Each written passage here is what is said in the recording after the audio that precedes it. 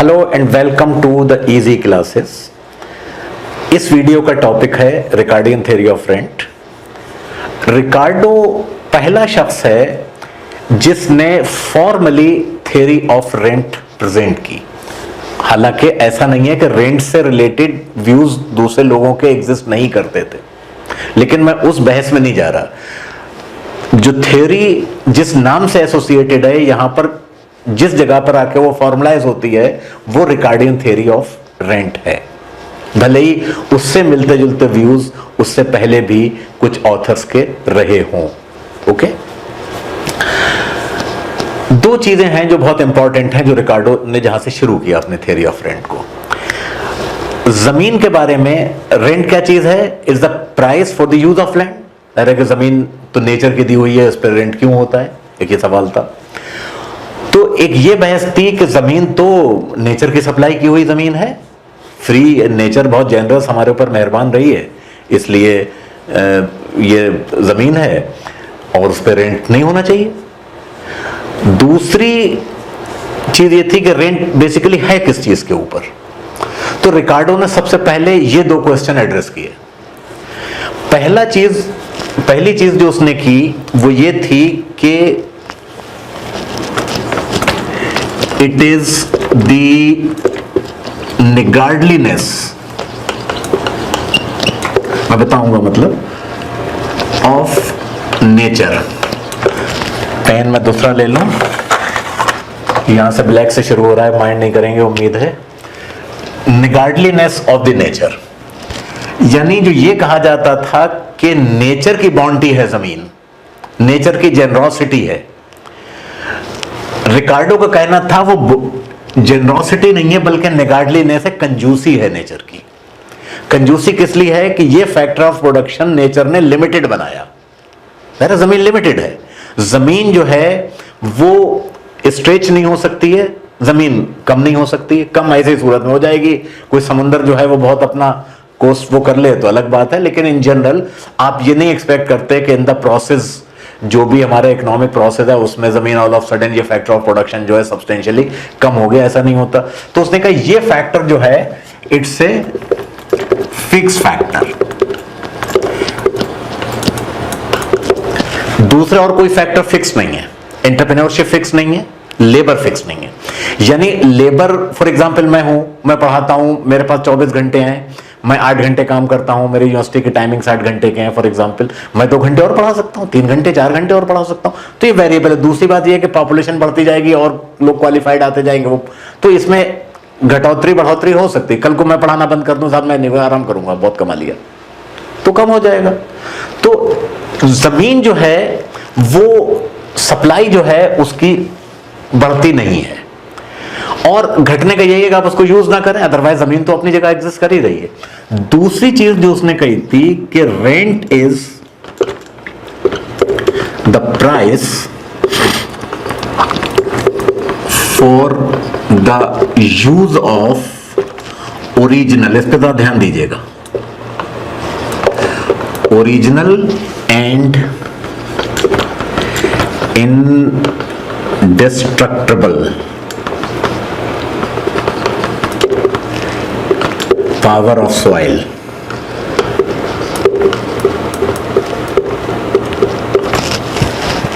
ठीक है, यानी क्या चीज है? रेंट किस चीज का पेमेंट है?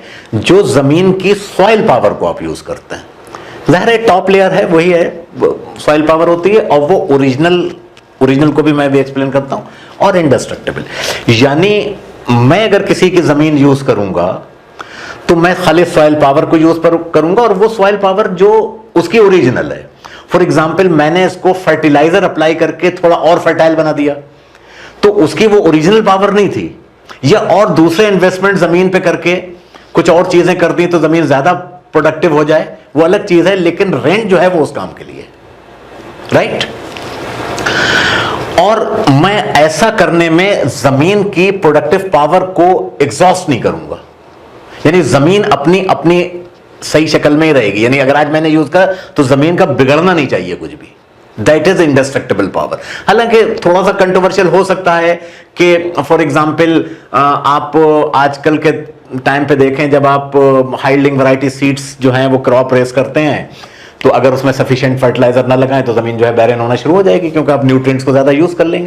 लेकिन वो सब चीजें उस वक्त आउट ऑफ क्वेश्चंस थी, और आप मान के चलिए कि उस वक्त के हिसाब से ये चीजें थी। या डिस्ट्रक्शन को इस तरह का आ जाए, कोई वॉर हो जाए, वहां बम पड़ जाए और वो जमीन ही वहां की बिल्कुल इस काबिल ना रहे खेती करने के काबिल, तो एक अलग कहानी। यानी मैं जमीन की सॉइल पावर को यूज करूंगा, उसको और किसी काम में नहीं लाऊंगा। फॉर एग्जाम्पल, मैंने वहां ईंटों का भट्टा लगा लिया, तो अब जमीन तो हमेशा वो खेती के काबिल तो रहेगी नहीं। ठीक है, तो ये दो चीजें उसने एक्सप्लेन की। ठीक है, इसके बाद वो एग्जाम्पल देके समझाता है कि रेंट क्यों एग्जिस्ट करता है, कब वो पिक्चर में आता है, कब एक जमीन की रेंट में और दूसरे जमीन की रेंट में फर्क होता है। यहां से कॉन्सेप्ट स्कैरसिटी रेंट या इकोनॉमिक रेंट का भी आता है, वो मैं आपको बताता हूं। मैं इसको रेस करता हूं। तो रिकार्डो ने इसको समझाने के लिए एक एग्जाम्पल दी। काहे की एग्जाम्पल? एक इमेजिनरी आइलैंड की, एक इमेजिनरी द्वीप है, जजीरा है, जहां पर कुछ जमीन है और इस जमीन का कोई मालिक है। अब सारी जमीन एक जैसी नहीं है, जैसे बहुत सारी जमीन है। फॉर एग्जाम्पल, एक जमीन का हिस्सा ये है, एक ये है, एक ये है, एक ये है, तो इसका देखा जाए 1 2 3 4 5, ये 5 तरह की आप मान लीजिए जमीन है। ठीक है, इसके कोई ना कोई ओनर है। अभी इसमें कोई नहीं रह रहा है, लेकिन इसका कोई ना कोई मालिक अभी इसके काम में नहीं आ रही है। अब यहां पर सेटलर्स आ रहे हैं।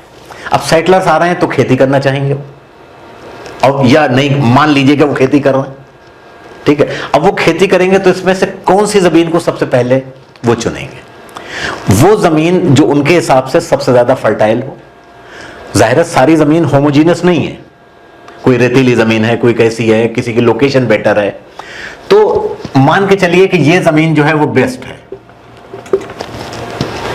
तो पहली प्रेफरेंस क्या होगी लोगों की कि यहां पर खेती करें। तो अभी तक तो उसका जमीन का कोई पुरसाने हाल ही नहीं है, तो वो लोग खेती करेंगे।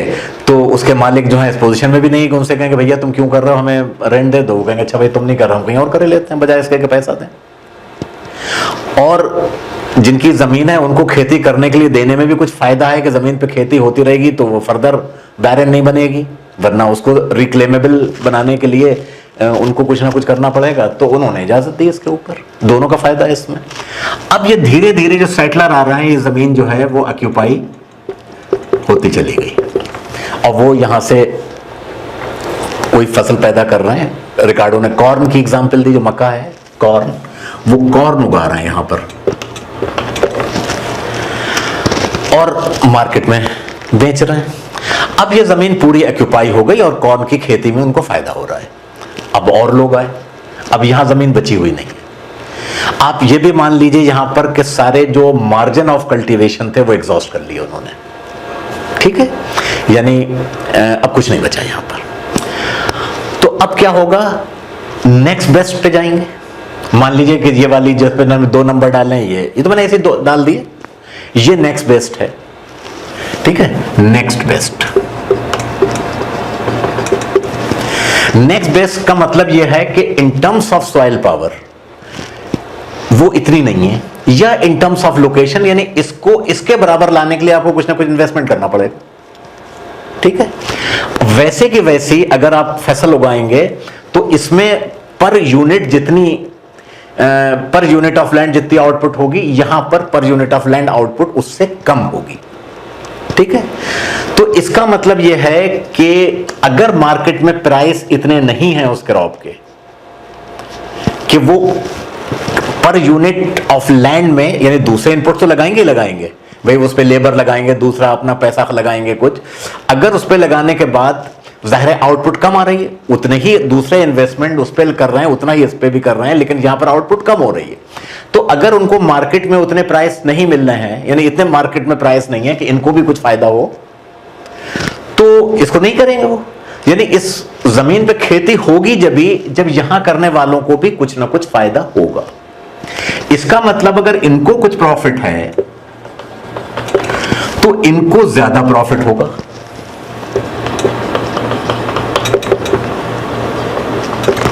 ठीक है, तो अब यहां के लैंडलॉर्ड इस पोजीशन में है कि आपसे पैसा चार्ज कर लें, रेंट। वरना हम दूसरों को दे देते हैं। और चूंकि उनको ऐसा करने में फायदा है तो वो रेंट देंगे। तो अभी तक जो रेंट नो रेंट लैंड थी, अब ये स्केर्स हो गई, समझ गए? अब ये लैंड स्केर्स हो गई। स्केर्स किस मामले में? स्केर्सिटी हमेशा मेजर होती है इन रिलेशन टू डिमांड, यानी उसके चाहने वाले, उसकी डिमांड करने वाले, उसके सप्लाई के या उसकी अवेलेबिलिटी के रिलेशन में कितने ज्यादा। तो now this land has become scarce land. और हमेशा स्केर्स लैंड जो है वो रेंट लैंड होगी, उसके ऊपर रेंट लगेगा। तो अब ये जो है यहां पर अब रेंट जो है वो एग्जिस्टेंस में आया। ये मार्जिनल लैंड है अभी तक, जैसे बिल्कुल जो मार्जिनल फैक्टर है, ये जमीन मार्जिनल फैक्टर है, यानी मार्जिनल लैंड है, यानी इसके बाद जो दूसरे टाइप के लैंड है वो है। एक फर्क है, देखिए थ्योरी ऑफ डिस्ट्रीब्यूशन का ये भी पार्ट है जो फैक्टर्स ऑफ प्रोडक्शन के वो करते हैं। मैंने एक मार्जिनल प्रोडक्टिविटी पे बनाया था एक वीडियो, वो अगर आप देखेंगे तो यहां पर आपको थोड़ा सा कंफ्यूजन नजर आएगा। वो कंफ्यूजन ये आएगा कि वहां पर जो है वो फैक्टर ऑफ प्रोडक्शन की प्रोडक्टिविटी में कोई फर्क नहीं है, यानी अगर लेबर काम कर रहा है उसी फिक्स फैक्टर के साथ तो आउटपुट कम होती चली जाएगी। उसमें यह नहीं है कि पहले वाले लेबर कम प्रोडक्टिव थे या बाद वाले कम प्रोडक्टिव। सारे लेबर की अपनी क्षमता एक ही जैसी है, लेकिन चूंकि अब ज्यादा लग रहे हैं, उतनी फिक्स कैपिटल की कैपेसिटी उतनी नहीं थी, इसलिए आउटपुट जो है डिक्लाइन कर रही है। यहां पर इस जमीन की क्वालिटी में ही फर्क है ये आप, लेकिन in any case marginal land है। तो मार्जिन का कॉन्सेप्ट जो है, यानी मार्जिनल प्रोडक्टिविटी आने से पहले डिस्कवर एक तरह से हो चुका था। जैसे शायद केन्स ने, किसी ने कहा था कि Ricardo has discovered the marginal productivity without naming it. तो बहरहाल उस कंट्रोवर्सी में नहीं जा रहा, वो हिस्ट्री ऑफ इकोनॉमिक थॉट की बहस है। तो अब ये लैंड जो कि मार्जिनल लैंड है,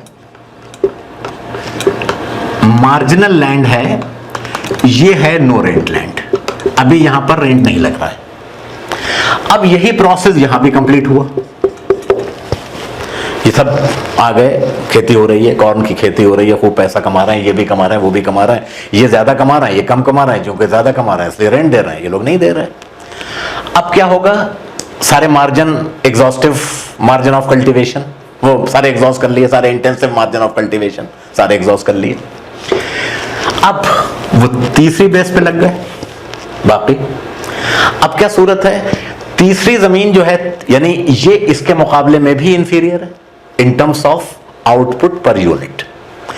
तो या तो इसके ऊपर दूसरे डोजेज ऑफ इनपुट ज्यादा लगेंगे, यानी कॉस्ट ज्यादा आएगी, या आउटपुट कम होगी, एक ही काम होगा। तो इन एनी केस इसके मुकाबले में तो घाटे का ही सौदा है उनका। तो इस जमीन के ऊपर प्रोडक्टिविटी, प्रोडक्शन जब ही शुरू होगी जब मार्केट में प्राइस इतने हैं कि इनका फायदा हो कुछ ना कुछ। तो अगर ये मान के चलें कि कॉर्न के प्राइस अभी भी इतने हैं कि उनको पर यूनिट मुनाफा अभी भी हो रहा है, ठीक है। तो अब जब यहां फायदा हो रहा है तो इसका मतलब इन वालों को उससे ज्यादा हो रहा है और इन वालों को उससे ज्यादा हो रहा है इसको। अब तो अब ये लोग जो हैं वो ज्यादा रेंट देंगे। ये जमीन अब मार्जिनल लैंड नहीं रही, तो नो रेंट लैंड नहीं है, ये भी रेंट देंगे, और ये मार्जिनल लैंड बन गई। अब ये नो लॉन्गर मार्जिनल लैंड हुई, अब ये मार्जिनल लैंड बन गई, और नो रेंट लैंड। तो ये नहीं दे रहे रेंट, ये दे रहे हैं, और ये उससे ज्यादा दे रहे हैं। और वजह वही है कि ये ज्यादा प्रॉफिट कमा रहा है, ये उससे कम कमा रहा है, ये उससे कम कमा रहा है। तो रेंट रिकार्डियन थ्योरी के हिसाब से हमेशा स्केर्स लैंड होगा, क्योंकि ये अब स्केर्स लैंड है, क्योंकि अब यहां अवेलेबल नहीं है, ये अवेलेबल है लैंड। तो उसको स्कैर्सिटी रेंट भी कहते हैं, रिकार्डियन रेंट भी कहते हैं, कुछ भी कह लीजिए आपको। और जो रेंट में फर्क होगा उसको कहते हैं डिफरेंशियल रेंट। तो डिफरेंशियल रेंट किस वजह से है? जमीन की डिफरेंस इन प्रोडक्टिविटी की वजह से, क्वालिटी की वजह से, और उस क्वालिटी की वजह से जो रेंट में डिफरेंस आता है उसको आप डिफरेंशियल रेंट कहते हैं। तो ये अच्छा, अब एक चीज और सिग्निफिकेंट है, लेकिन वो बस खाली मैं रेफर ही कर दूंगा, अदरवाइज तो ये हिस्ट्री ऑफ इकोनॉमिक थॉट का टॉपिक बन जाएगा कि यहां पर रेंट देने की वजह से कॉस्ट ऑफ प्रोडक्शन नहीं बढ़ रही, जिसकी वजह से हायर प्राइस पे बिक रही है, बल्कि मार्केट में प्राइस इतने ज्यादा हैं उसके कि तो प्राइस जो है वो एक तरह से उसके उसमें शामिल नहीं हो रहा है, रेंट जो है वो प्राइस में शामिल नहीं हो रहा है एक तरह से, ठीक है। लेकिन उसकी उस बहस में नहीं जा रहा, बस ऐसे पासिंग रेफरेंस मैंने बता दिया। अच्छा, ये चीज तो यहां हो गई रिकार्डियन थ्योरी ऑफ रेंट। अब आप ये देखिए, आपने देखी होगी एक चीज कि हम एक वर्ड यूज अभी हमने क्या, इकोनॉमिक रेंट क्या है, ट्रांसफर अर्निंग क्या है, क्या ये रेंट दूसरी चीजों पे अप्लाई होता है कि नहीं होता है? जैसे हम बिल्डिंग को भी रेंट कहते हैं, या मार्शल ने कहा कि कोई भी चीज जो फिक्स एंड सप्लाई हो उस पर हम रेंट ही कहेंगे, ठीक है? उसका क्या कॉन्सेप्ट है उसको समझ लेते हैं। अच्छा, इसको मैं डायग्राम पे पहले बना के बता दूं तो शायद ज्यादा आसानी हो जाएगी इसको समझने में, उसके बाद उसका पे बाद में आता हूं मैं क्वाजी रेंट अदर थिंग्स पे। तो ये उसी को डिपिक्ट करते हुए मैंने ये डायग्राम बना दिए हैं। तीन अलग अलग तरह की लैंड में क्या प्रोडक्शन कंडीशंस होंगी। ये ग्रेड ए लैंड है, grade A, grade B, B और ये ग्रेड सी, यानी ये बेस्ट क्वालिटी, ये नेक्स्ट बेस्ट, ये वो तीन। यहां पर हम आउटपुट मेजर कर रहे हैं और यहां पर कॉस्ट एंड प्राइस, और ये मान के चल रहे हैं कि परफेक्ट कंपटीशन है तो प्राइस जो हैं वो एक फ्लैट प्राइस हैं जो मार्केट में डिटरमिन हुए हैं कौन के, और जो प्राइस होते हैं वही मार्जिनल, वही एवरेज रेवेन्यू होता है। और चूंकि ये फ्लैट है, हॉरिजॉन्टल है, तो ये यही मार्जिनल रेवेन्यू होगा, क्योंकि एवरेज और मार्जिनल की रिलेशनशिप यही है कि अगर एवरेज नहीं बढ़ रहा है तो इसका मतलब मार्जिनल और एवरेज एक ही है, और अगर एवरेज बढ़ रहा है तो इसका मतलब मार्जिनल जो है वो एवरेज से ज्यादा होगा। और प्राइस जो है वो एवरेज रेवेन्यू क्यों होते हैं वो मैं कहिए तो यहां पर आपको एक बार फिर एक्सप्लेन कर दूं, हालांकि ये उसका टॉपिक है कि एवरेज रेवेन्यू बेसिकली क्या होता है। एवरेज रेवेन्यू होता है quantity divided by, sorry, total revenue, total revenue divided by quantity, ठीक है? अच्छा, टोटल रेवेन्यू कितना होता है? क्वांटिटी मल्टीप्लाइड बाय प्राइस, ये टोटल रेवेन्यू होगा, यानी कितने आपने प्रोड्यूस किया और कितने उस पर बेचा, डिवाइडेड बाय क्वांटिटी। अब क्वांटिटी क्वांटिटी कैंसिल कर दिया तो एवरेज रेवेन्यू जो है काय के बराबर आ गया, ये प्राइस के बराबर आ गया, ठीक है? तो एवरेज रेवेन्यू जो है वो बराबर होता है प्राइस के, और चूंकि एवरेज रेवेन्यू जो है वो कांस्टेंट है, नहीं बढ़ रहा है, तो प्राइस भी वही है, ठीक है? अच्छा, इक्विलिब्रियम का उसूल क्या है? ये आपने देखा कि जहां पर मार्जिनल कॉस्ट और मार्जिनल रेवेन्यू बराबर होते हैं और मार्जिनल कॉस्ट इंटरसेक्ट करती है फ्रॉम बिलो, यानी marginal cost intersects marginal revenue and rising. तो ये है मार्जिनल कॉस्ट ने मार्जिनल रेवेन्यू को कहां इंटरसेक्ट किया? यहां पर, क्योंकि यही एवरेज रेवेन्यू, यही मार्जिनल रेवेन्यू। तो इससे क्या हुआ? आपका लेवल ऑफ आउटपुट डिटरमिन हुआ। Level of output suppose Q1 कर लीजिए, Q कर लीजिए खाली। अच्छा, at OQ level of output total revenue कितना है जो फर्म के पास आ रहा है? टोटल फर्म मतलब जो प्रोड्यूसर्स हैं उनके पास, OQBA, ये जो पूरा बॉक्स है ये उसको रिप्रेजेंट कर रहा है। और ये डिफरेंस जो है ये रेंट है आपका, कि ये जो आपको एक्सेस मिल रहा है, यानी इसको इकोनॉमिक रेंट कहते हैं, कि ये डिफरेंस किस वजह से आ रहा है? उसकी प्रोडक्टिविटी की वजह से, उसकी डिफरेंस की वजह से। यहां पर यही चीज थोड़ी सी नैरो हो गई, क्योंकि यहां पर कॉस्ट थोड़ी ज्यादा आ जाएगी। उसकी वजह यह है कि वो उतनी कम क्वालिटी की लैंड है, और यहां पर बिल्कुल जहां पर मार्जिनल कॉस्ट मार्जिनल रेवेन्यू को कट कर रही है वही आपका लेवल ऑफ आउटपुट है क्यू। इसको हमने सब जगह डैश लगाया तो क्यू डैश कर दें, इसको 2 डैश लगा दो और A डैश B डैश, ठीक है? तो यहां पर एवरेज कॉस्ट और एवरेज रेवेन्यू बराबर है।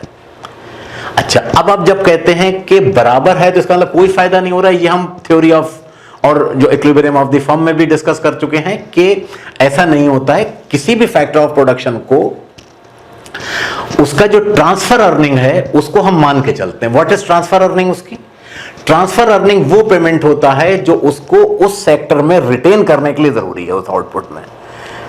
यानी मैं एक जगह काम कर रहा हूं, अगर मुझे उससे कम तनख्वाह मिलेगी तो मैं यहां काम नहीं करूंगा, मैं किसी और जगह चला जाऊंगा, मुझे अवेलेबल है। या मुझे नेक्स्ट बेस्ट अल्टरनेटिव में कितना मिल सकता है, उसके ऊपर जो मुझे मिल रहा है दैट इज इकोनॉमिक, उससे नीचे की ट्रांसफर अर्निंग है, ठीक है। तो यहां पर चूंकि ट्रांसफर अर्निंग जीरो है फैक्टर की रेंट जमीन की, तो इसलिए यहां पर प्रॉफिट जो है उनका नॉर्मल सा है। यहां पर कम प्रॉफिट है, यहां उससे ज्यादा है, क्योंकि ये बेस्ट क्वालिटी की लैंड है और ये बाकी सारी मार्जिन लैंड है। सॉरी, मार्जिन लैंड तो ये है इस वक्त, margin land no rent land है, यहां पर रेंट दे रहे हैं लेकिन रेंट कम है, ये रेंट है। जो कॉस्ट आपकी ये है, ये एवरेज वो कॉस्ट वाला कर्व है, तो कॉस्ट टोटल ये है, उसमें रेंट का पोर्शन इतना है।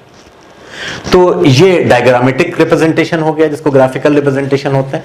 अब दूसरी चीज के ऊपर आता हूं, लेकिन उससे पहले मैं इसको इरेज करता हूं। तो अभी हम देख चुके हैं कि रेंट जो एग्जिस्ट करता है वो बेसिकली इकोनॉमिक रेंट ही होता है। और इकोनॉमिक रेंट कौन सा है? यानी over and above what is necessary to retain the factor in the current occupation. यानी कोई भी उस जमीन को उस जगह पे रहने के लिए जितना जरूरी है, वरना क्या होगा,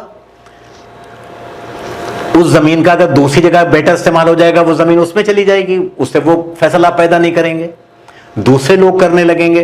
तो उसको इंटैक्ट रखने के लिए जो पेमेंट जरूरी है दैट इज ट्रांसफर अर्निंग, और उससे ऊपर जो है दैट इज रेंट, वो इकोनॉमिक रेंट कहते हैं। इसका मतलब क्या है कि इकोनॉमिक रेंट अराइज करता है स्कैर्सिटी की वजह से, जो भी हमने देख लिया। अब सवाल यह है कि हमने बहुत सी चीजों को कहते हैं कि बिल्डिंग का रेंट इतना है, कभी कभी हम मशीन के लिए भी कहते हैं रेंट इतना है। तो यहां क्या है, वही उसूल यहां भी लागू होता है कि किसी भी फैक्टर को अपने प्रेजेंट ऑक्यूपेशन में रिटेन रखने के लिए जितना अमाउंट है, जैसे मैंने अभी कहा कि मुझे उससे कम मिलेगा तो मैं नौकरी छोड़ दूंगा। और नौकरी छोड़ क्यों दूंगा? इसलिए कि मुझे उतनी अवेलेबल है कहीं पर, तो मुझे यहां रखने के लिए इतना जरूरी है। इसके ऊपर जो मुझे मिल रहा है वो मेरा इकोनॉमिक वेज कह लो, यहां पर इकोनॉमिक रेम्यूनरेशन कह लो।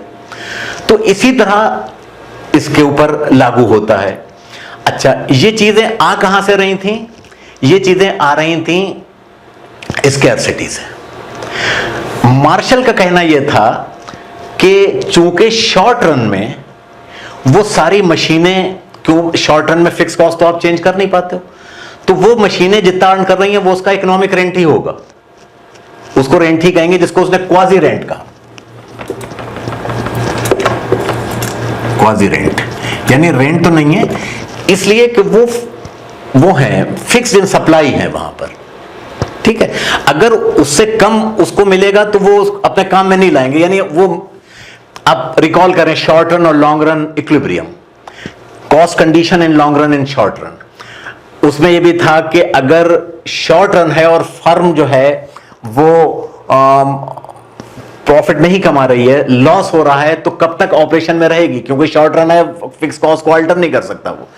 तो जब तक करती रहेगी जब तक उसकी वेरिएबल कॉस्ट कवर हो रही है, यानी जितना वो खर्च कर रही है फर्म लेबर के ऊपर, जितना खर्च कर रही है रॉ मटेरियल के ऊपर, या इसमें वो चीज भी शामिल कर लीजिए मशीनरी की मेंटेनेंस पे खर्च कर रही है ताकि मशीन उसी पोजीशन में रहे, वो अगर रिकवर नहीं कर पा रही है फर्म तो बंद करना पड़ जाएगी उसको, क्योंकि अपनी जेब से देने का कोई मतलब नहीं। लेकिन अगर ये पूरी चीज रिकवर हो रही है तो फर्म कंटिन्यू करेगी, बावजूद इसके कि इन टोटल टर्म उसको नुकसान हो रहा है, लेकिन उसे ऐसा करने में फायदा है।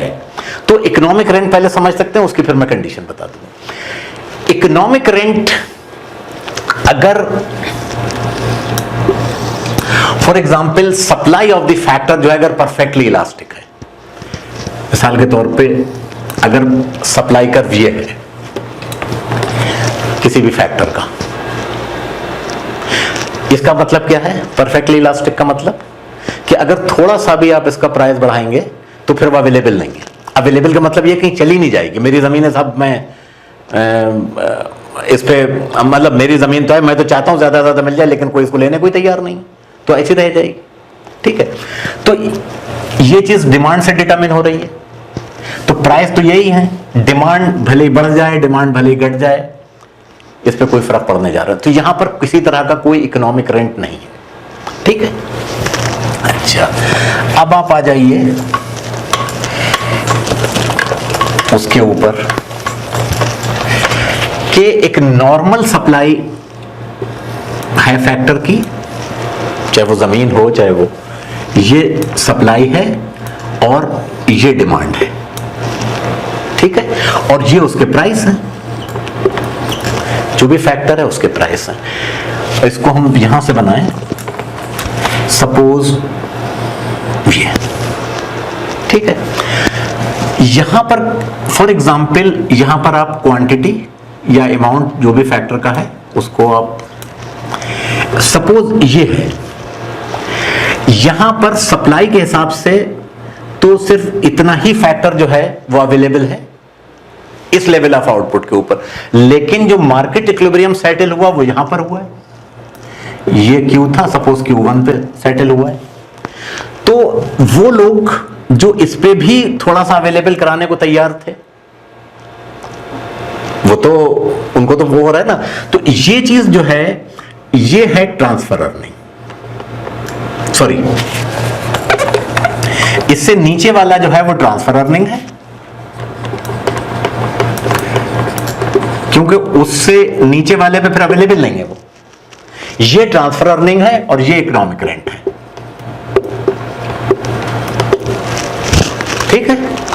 तो ये इसकी इकोनॉमिक्स है। फॉर एग्जांपल अगर सप्लाई जो है वो इनइलास्टिक है, यानी कम वॉट में इस पे कोई फर्क पड़ने नहीं जा रहा, तो सारी की सारा रेंट जो है वो इकोनॉमिक रेंट होगा, उसमें कोई ट्रांसफर अर्निंग नहीं है, इसलिए कि प्राइस तो उसके जीरो है, वो तो अवेलेबल है ही है, ठीक है। अब मिसाल के तौर पे ये हो गया, तो ये पूरा के पूरा जो है ये हो जाएगा इकोनॉमिक रेंट,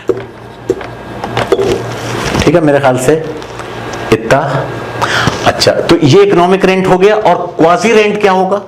क्वाजी रेंट होगा the difference in total revenue minus variable cost, that is total variable cost.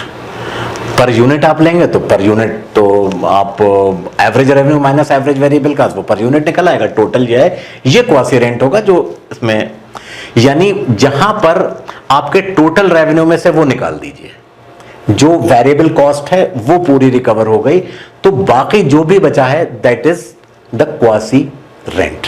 उसको रेंट है, उसको क्वासी कहते हैं। और ये अराइज क्यों कर रहा है? इसलिए कि शॉर्ट रन में आप फिक्स कॉस्ट को अल्टर करने की पोजीशन में नहीं है, वो वहीं पर की वहीं है, उसको आप कुछ नहीं कर रहे हैं।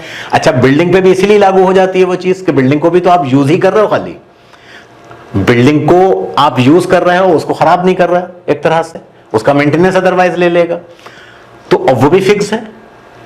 ओके, तो गाइज ये था थ्योरी ऑफ रेंट, जिसमें अच्छा quasi rent by the way ये किसका था? अल्फ्रेड मार्शल का।